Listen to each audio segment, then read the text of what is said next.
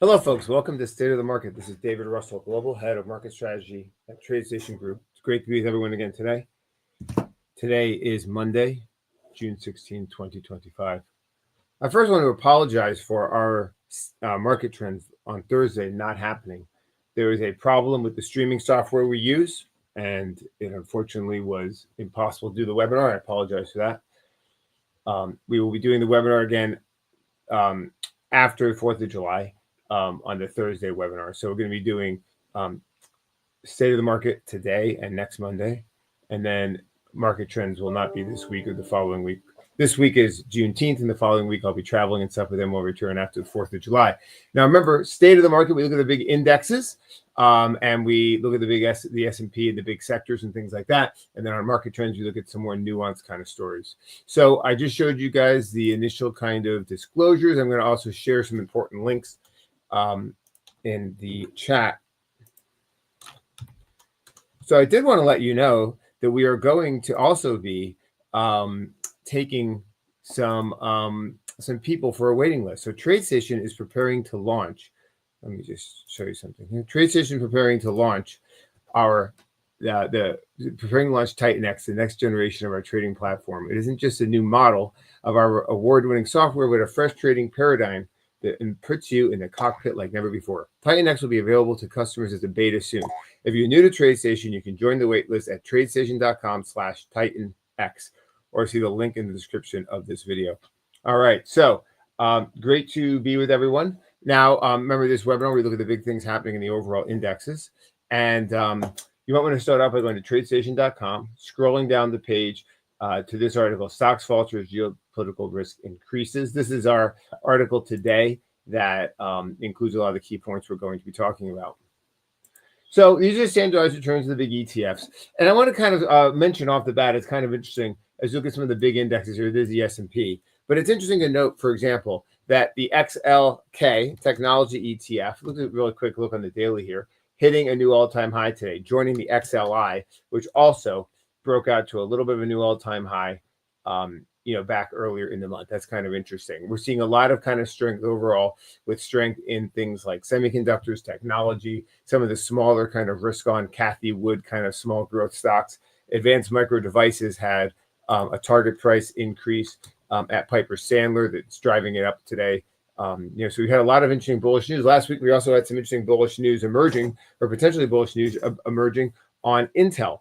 Intel making some progress with some of its important chip technology where they've struggled for a while. They have a new CEO and people looking at it as a potential turnaround play. There was a lot of call buying last week in Intel. You might want to check that out on our Market Insights blog. So look at the S&P overall here. I did want to mention that I think it's important to realize that we are still kind of range bound here when you look at where we were back earlier in the year. So I think we have to realize that we're still below the high from last week. You can see we made this high, this big candle, and we closed the low near the low last week. We're inside of that range. And also when you look, we have some event risk coming up.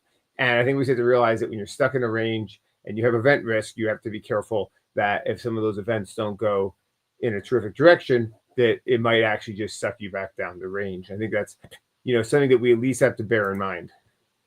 We remain in a relatively low volatility stock picking market where individual stocks are kind of performing, and like AMD has a big day, or Intel has a big day, or some of the smaller kind of technology stocks of quantum computing, the nuclear energy stocks, those sort of things are moving. And the individual sectors today were rebounding from the low on Friday, but at the same time, there's not a lot of clear outperformance in any individual sector now. No sectors are truly moving or trending. The big ones are kind of up near the highs, and we have to see what happens from there. I think it's important just to realize, because there are some signs here of some kind of weaknesses that could be developing. So we're range bound. We have some potential event risk, and we do have some of the internals are starting to show some signs of weakness. So it's something just to bear in mind, but it's not also.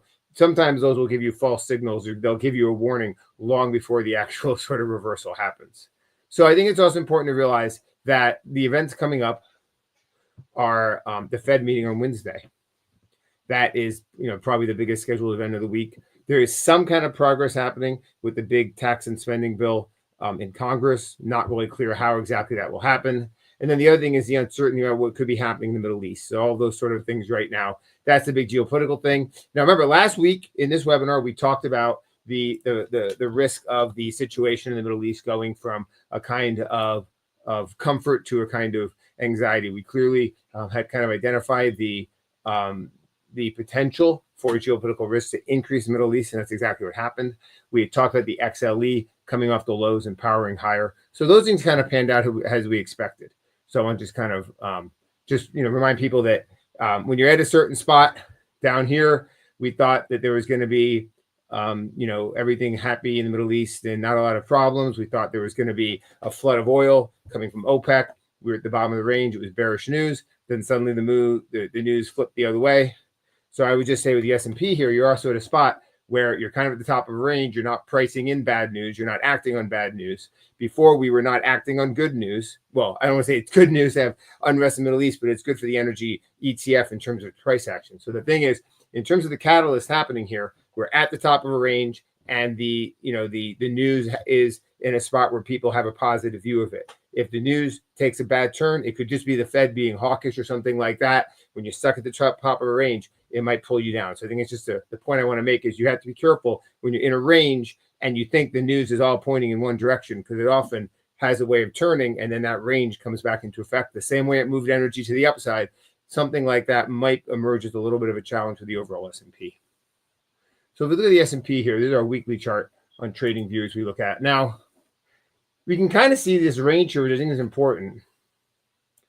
We had identified a range back here. We've taken it off the chart, but this high from late March and the low from January was the level that we said was, we broke above it, and we had identified that as being the trading range, and it remained in effect for several weeks. And that's exactly what happened. And then we basically, broke above it 2 weeks ago. And now what's happening is, it's very interesting in the weekly chart here. Last week's low was at the very top of the range that we had identified previously. So we had essentially a range between the, basically it was the low of January around 57.73. We held that bottom of the range on multiple occasions and bounced. And we identified the top of the range as basically being the, it was, I can't remember the exact level what we had put it at. But the point is that it was roughly where we peaked, the week beginning May 12th, the week beginning May 17th. And then we basically, so it held as a resistance level. We can look on the daily chart and see it as well. You can see this level we had identified. It was basically the Friday close from back here on February 28th.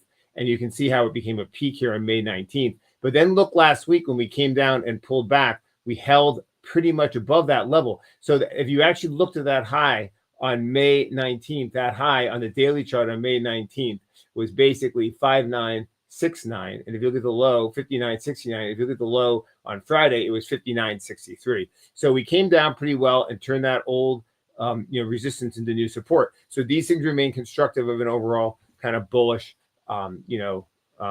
trend. However, it's still one of these things that when things are in ranges, the problem is you hit one level, you move out, and then you get sucked back down the range again.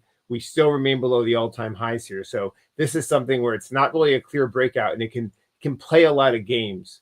And I want to just mention that we're still below that high from last week. And that might be something, especially with, there is that historical kind of proclivity for turnaround Tuesday, for Tuesday to be more of a kind of, opposite sort of move. And people have been trained to buy the dips on all these sort of moves higher, and that has been happening. But the thing is sometimes at the end of a rally, you'll kind of you'll get that final last, bounce, and then that's all. That sometimes is how it ends. You'll get a final bounce without follow through, and then that's sometimes how a trend can hit its end. So I want to just point that out here. I don't want to paint much of a bearish picture, but I do think we have to realize that when we're at the top of a range and we have things like the Fed meeting coming up, we're at a spot where a lot of the catalysts in one direction may have passed. And we could be at a spot where the market starts thinking other thoughts. They start thinking about potential, geopolitical risk a little bit more. They start thinking a little bit about, what was I going to say? The Fed still remaining in more of a hawkish direction.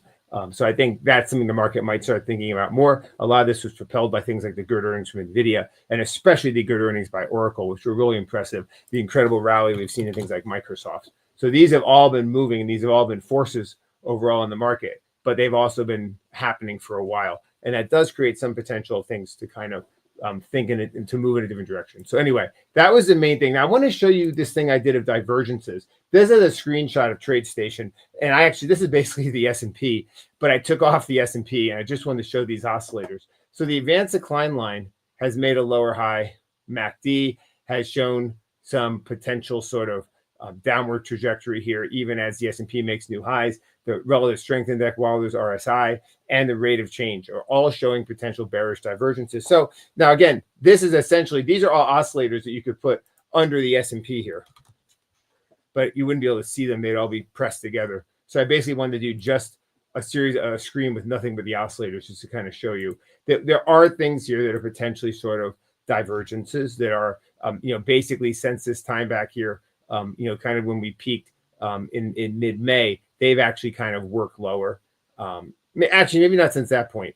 Back along here, at least in the last week or two, those things have kind of inched lower. So these are potential warning signs. It's not anything that's necessarily confirmed. The other thing that's kind of interesting to me, if you look on, I'll just draw it on this daily chart, but we do have here a little bit. Why is that showing an arrow? I don't want that to be an arrow. 1 second. What we are getting here is a little bit of a rising wedge, and this can be a little bit of a potentially bearish pattern. It hasn't really worked enormously well, I'll be honest, for a while, but it is a potential pattern. And what I did notice was last week's range, the weekly range, I cannot show it easily in the chart, but I did an actual chart analysis on TradeStation, and the actual week range lasts. So in terms of the percentage change from high to low, at other times when you see a tight range, I think it was this one here from early December, when you get near a high and you get that narrowing range, it can be a potential reversal pattern. It kind of shows, yeah, people want to keep driving it higher, but there isn't the follow through. And sometimes you'll actually see the volatility come down. You'll see this kind of tight movement without a lot of real conviction one way or the other. And that can also be a little bit of a potential reversal pattern. So I think we need to realize here is that we are seeing some signs here of price kind of coming together, the upside slowing, and this potential wedge in the narrowing range, Bollinger bandwidth also compressed. So these things are also all pointing in that direction. Now the thing is, I just want to point out that we've priced a lot of positive news in. We're near the highs, and that just kind of puts me in a spot here where if there were to be a spot here where this market was to stall and roll over, and you have a Fed meeting coming, and you have this uncertainty in the Middle East, all those things happening together, it could kind of be a spot here, especially when we go into the second half. Basically, for the next month, we don't have a lot of corporate news until we get to earnings season, which starts in about 1 month. Also, do we break out to new highs going into Juneteenth or 4th of July? Don't forget, Thursday is a holiday, so want to point that out. All right, now let's look at the Qs here on the weekly. And it might be here the Qs are in a similar sort of spot where they're stuck under this level here. And, essentially, I think at this point, the big thing that kind of comes out to me is, does tomorrow turn into a turnaround Tuesday to the downside? I just think we have to, entertain that as a possibility. We're having a nice bounce today, the market up more than 1%, the Q's up more than 1%. But let's just see what happens. We have not cleared that high. And, if this were to become a spot where things were to start to break to the downside, this would actually be, a spot where it could give people some sense of a kind of longer term sort of peaking. So again, I think we're at a spot here where essentially there's a lot of positive stuff priced in, and we have to really see if it does pan out, or if we actually might get the risk on Tuesdays after a bounce like this, and people start saying, oh yeah, there's a Fed meeting tomorrow, and that sort of thing. It can turn the other way. So from my perspective here, this is something where we have some tight price action, but it might not resolve to new highs. Now, the Dow is interesting because in some ways this is more kind of bearish. It's still trapped below these levels from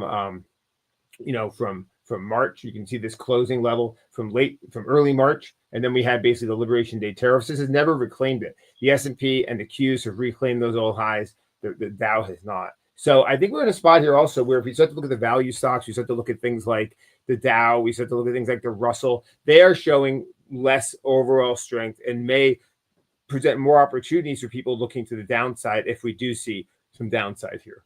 So from my view here, we had essentially,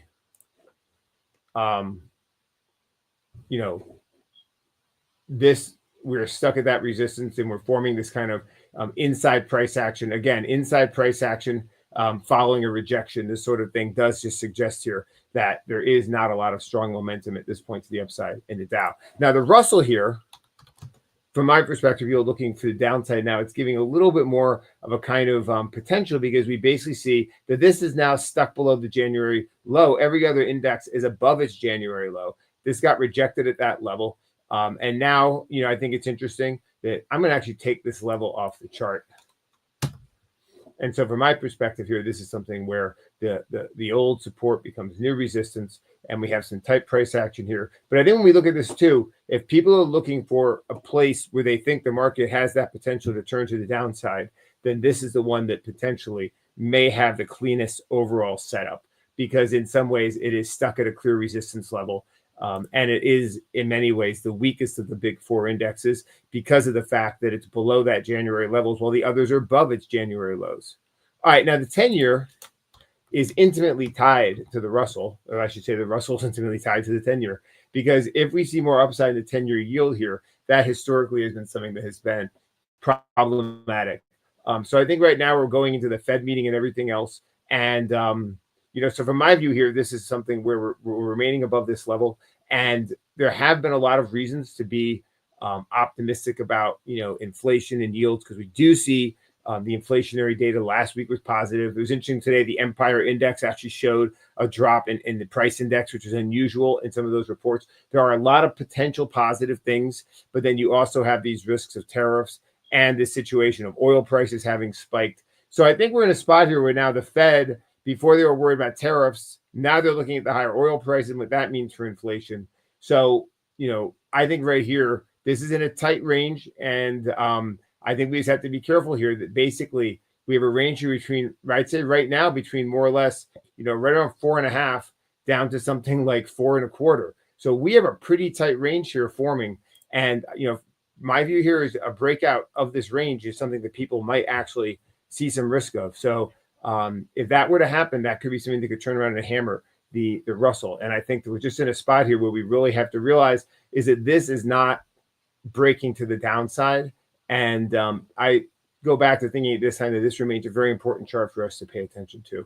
Now, the materials ETF, XLB, there's a level here. If you look at the high back here in mid-January and then you look at the low back here in early March, you can see that this is now forming a zone that is some potential resistance. So again, this is something here where I think this is now kind of apparently turning into resistance. You can see that when things kind of match multiple sort of levels, you can kind of see a zone forming. And so I think this is something which might be kind of near its high for now. Now, the communications XLC ETF is also at a spot here where it's,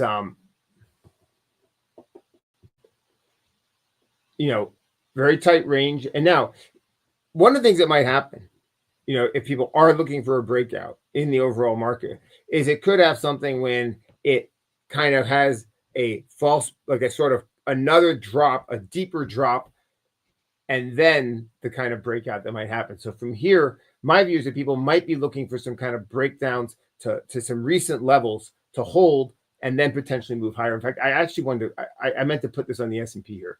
So jumping back to the S&P and the daily, one level to watch if things do kind of break down and get bought. The first level, I actually want to add it to this chart. Oops, wait a second. There is a weekly level, which is actually the low of June. The June 2nd low here, which is at 58.61.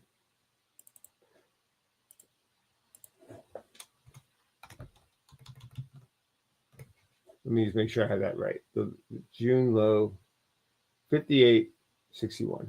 Okay. So that was actually, you can see in this range here. I wanted to point out that one of the things that you could see here, say, for example, we get a negative reaction to the Fed or something like that.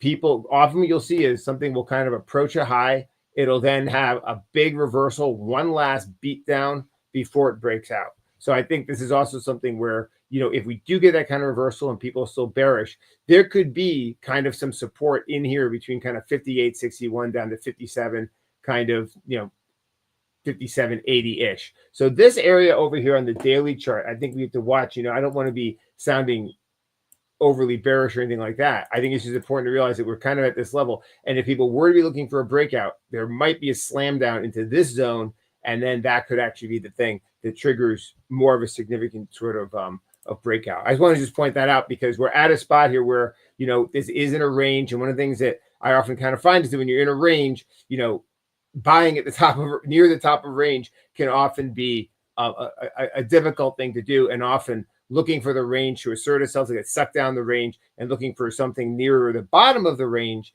is often something that can be more productive. So that I wanted to jump back to the SPX. I did forget to show you that level from June 2, which is, from my perspective here in the daily chart, potentially one of the first levels to be looking for as support. All right, now let me jump back over here to the. I showed you XLC. On XLC on the weekly, I wanted to point out that this high here from mid-May around 102.40, that might be an area where if there is any kind of weakness, we look down to test it and see if those old highs become new support, because it was also the low of last week. XLC remains a very structurally, kind of bullish on one of the indexes overall. It continues on the weekly chart to really show some significant kind of strength. And when you look at it compared to something like XLK, XLK went to new highs, and people here might be looking for something like XLC to join it. Now, XLE is next, energy. So as we had mentioned last week, we had said that the potential of this to work its way back up the range toward 90 was something that people might see as being a possibility. That is exactly what has played out. We had noticed the geopolitical situation, and now I think we're at a spot where the situation doesn't seem to be showing any kind of resolution right now. So I mean, right now this might be something where people look for this to remain above the weekly high from mid-May here around kind of 86.45, and as long as XLE remains above that level, we might see some kind of follow through up toward that level, toward 90. So from my perspective here, this is something that has made its first shot up, but there's still space up the range. And don't forget, on a long-term weekly chart, this is the only ETF that has not made an all-time high this decade. And the fact is, it trades at a relatively low multiple. And if we enter a prolonged period of time with trouble in the Middle East and potential for upside in oil prices, something like XLE here, from a long-term perspective, the only one trading in single-digit PE ratios, might actually be an area where people actually see some opportunity. So there are reasons why people might look for this to have more push to the upside. Like I said, it hasn't made a new all-time high since 2014. That was XLE. Now, XLF has an interesting sort of candle. It has this bearish outside candle here that we're stuck inside of. And last week we said that there was that chance of it taking a stab down under 50, which is what it did. And now it's bouncing. And so I think at this point, that bounce has essentially happened. And now there is actually, if anything, some potential risk of something a little bit more like this happening. I'm not sure if you draw the channel down that low, but I think the bigger point, I'm not even sure how to draw this as a channel because this is such an aberration down here. But the key point is we're seeing a lower high here. And I think this is something where we have to kind of be aware that in this sort of time, this could be something where a push down closer toward 48 into this range. And I'm not even sure where I would put that level. But my point in here is that this bearish reversal week, without any kind of breakout from it, at this point in time, might actually have some downward, kind of gravity on XLF in the coming weeks. XLF.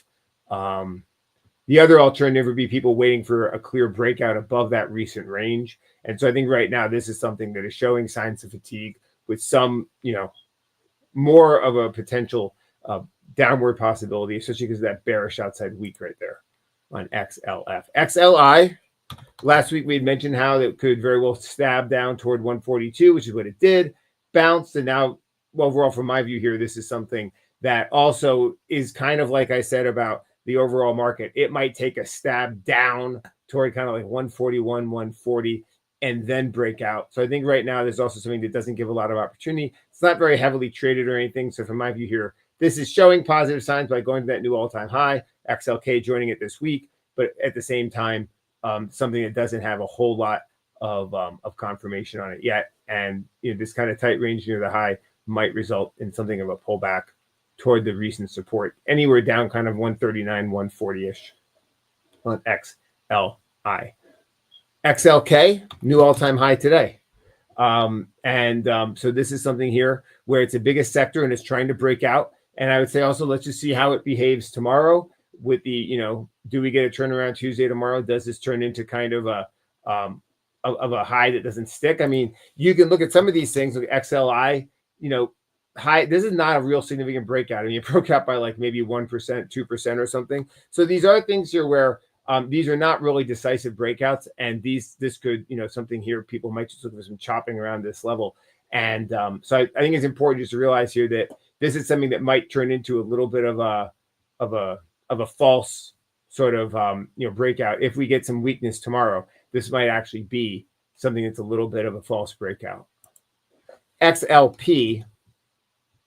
Now, this is one that I think in this environment, we have to realize is very much range bound. This is a consumer discretion or consumer staples, and it's very much range bound. And it's also one of the kind of safe havens. So from my view here, this is just completely kind of stuck in a range. And I don't really see much opportunity. And the one thing is that the market were to weaken from here, this is something people might actually look for this to essentially, it might actually turn into something that actually has something of a breakout. It might actually hold this level here, because I was just actually noticing here that we have essentially a level kind of developing up here around 80, 70 or something. You can actually see this level is a high, and then it was a low several times here. So this might actually be setting up for a breakout, but that overall would not be a bullish thing for the overall market. But it might be something here where, say, the market does have some weakness, and then this might actually break out, because that is often how this thing behaves. XLRE, this is also something here, the real estate investment trust, where it's been really stuck here. Look at these candles, how it has these high kind of wicks that does not follow through. It goes up to the highs, cannot hold. This remains for me something that is potentially risky with the potential upside in yields and everything like that. A lot of fundamental things in this sector that are not amazingly wonderful. And so I think, this is something here people need to just kind of be aware of, is that the chart, is kind of telling us that there might be bigger fundamental risks in this. So from my view here, this is still very much stuck with some potential to even test back down under 40, even down toward 39. You can actually look at these levels across here around 39. People might be looking for that as being a logical sort of place. That's XLRE, the Real Estate Investment Trust. XLU, we've been basically talking about for many weeks now, this level up here around 83. It just is like holding. It's like, it's holding the line like, like Stonewall Jackson or something. And so the thing is that this is now potential double top. This is an area that everyone saw the, the positive sort of forces of cloud computing and everything else. And so I think now this is an area where if yields move higher, this is actually potentially a problematic sort of, setup. So I want to just kind of point that out here, that this might be something where people look for ranges to remain in effect on something like the XLU utility ETF. XLV is healthcare up next. Now, we had mentioned last week the potential for this to move to the upside, and it did. And now it is in a range, though, and it's kind of higher up the range. It remains in a pretty challenged long-term sort of environment here. You can actually look across here and see some potential. So there's going to be a lot of resistance here potentially. People could be looking for resistance between 137 and 139. These highs and this low here. So from my view, this has had that kind of counter trend bounce, and it's not like screamingly bearish or anything like that. But it is also an environment here where this has kind of had its bounce. I think there are individual names in the healthcare market that, the healthcare sector that have been kind of performing some of the biotechs. In fact, there's one I want to just look at real quick with you guys. STRE. I want to take a look at that. See what it's just holding this level after this good earnings report. I don't see anything on it now, but I honestly wanted to look at it because this is a healthcare stock that I have been looking at. It's not giving us anything now, but I want to kind of point that out. XLV, I mentioned now. XLY, consumer discretionaries, and essentially here, very tight range near this potential resistance here. And so from my view, this is also something where people are going to want to see a breakout from this sort of resistance before they really do anything. Let me just draw this range here that seems to be forming here between kind of 217 down to kind of 207. So from my view here, this is also just kind of stuck. And these are all things where if the market moves lower, these things can all become significant long-term sort of highs that then, can actually become a bearish signal. But if not, they can also be consolidation before a breakout. From my view here, this just needs to hold. I want to just check one thing. I had a price alert go off on the screen here. We are seeing the price of bonds move lower. The TLT ETF. We don't normally look at it on this webinar, but it was setting off some price alerts for me. So again, I mean, to me, this is something. If you look at this is something, and this is essentially the 30-year bond, the price of it. So this was the opposite direction of yield. But I mean, you can basically look at this here, and I think this is important to realize. I mean, we don't talk about the TLT much on this webinar, but it's the inverse of. It's pretty close to being the inverse of the TNX. So I think we have to realize here from a price perspective here, if this breaks this little flag, I mean, this could look like a bearish flag here on the TLT. TLT is like 20-year bonds, which is pretty close to being like the TYX, which is the 30-year yield. And when you look at this overall here, I mean, this is something where it continues to make higher lows. We don't normally look at TYX. It's pretty similar to TNX. But again, these things going into the Fed meeting and everything else here are, continuing to make higher lows. We're in this range, right? I have said for a while that, we are in that environment where, this continues to make higher lows on the weekly chart. And, this might remain the big risk overall, I think, for equities. And I would just say that if we do see a breakout to the upside in yields, one of the ways people might want to play that is downside in the Russell, because that would be one of the kind of natural relationships that a lot of people look to take shape. All right, so it's great to talk to everyone. We will not be doing market trends on Thursday. I hope everyone has a great Juneteenth day off, market close, whether you're working or not. We'll be closed here at Trade Station because we do the market holidays here. I'll be back on Monday, the 23rd, for another State of the Market. So hope you guys have a great week. Don't forget the Fed meeting on Wednesday, and I'll see you guys next week. Have a good one.